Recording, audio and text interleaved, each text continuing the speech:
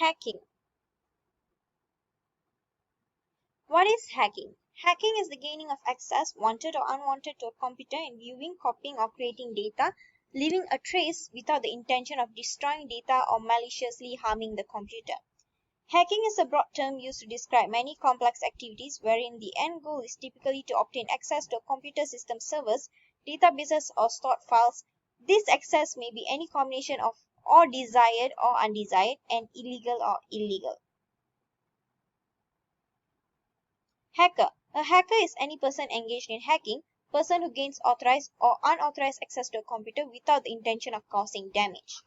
In the computer security context, a hacker is someone who seeks and exploits weaknesses in a computer system or computer network. Hackers may be motivated by a multitude of reasons, such as profit, protest, challenge, enjoyment, or to evaluate those weaknesses in assisting in removing them.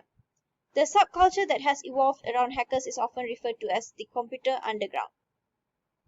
There are three types of hacker: white hat hacker, grey hat hacker, and black hat hacker. Why do hackers hack? First reason is just for fun. Besides that, they would want to show off. They also would like to hack other systems secretly, notify, steal many people their thought and important notification information, and destroy enemies' computer network during the war.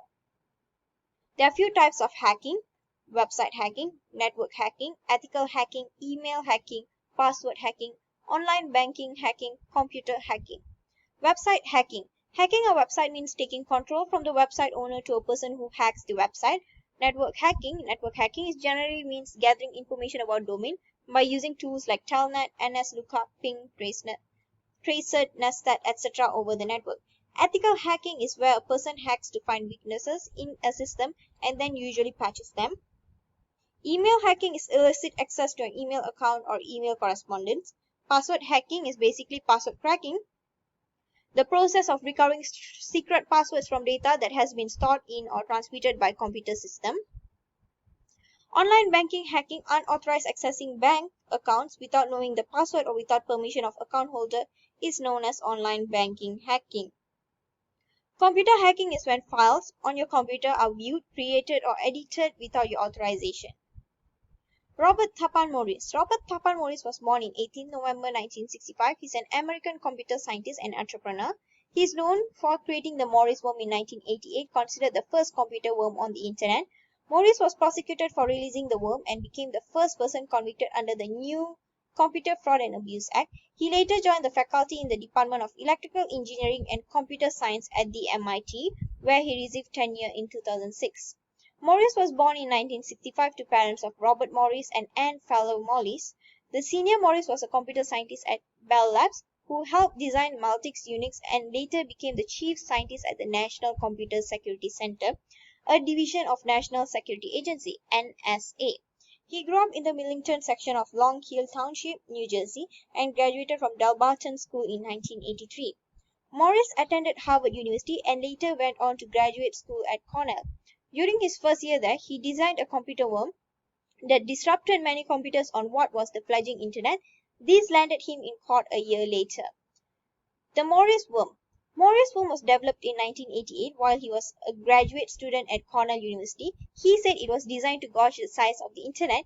He released the worm from MIT rather than from Cornell. The worm exploited several vulnerabilities to gain entry to targeted systems, including a hole in the debug mode of the Unix sendmail program, a buffer overrun hole in the fingered network service, the transitive trust enabled by people setting up REST network logins without password requirements.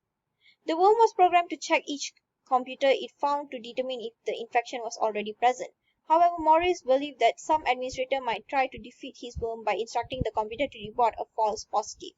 To compensate for this possibility, Morris directed the worm to copy itself anyway 14% of the time, no matter what the response to the infection status interrogation. This level of persistence was a design flaw. It created system loads that not only brought it to the attention of system administrator, but also disrupted the target computers.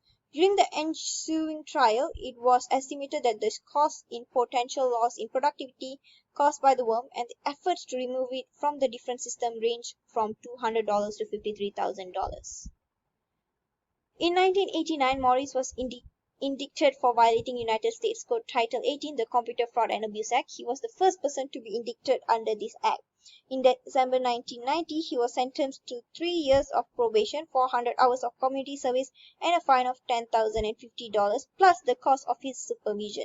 He appealed, but the motion was rejected the following March.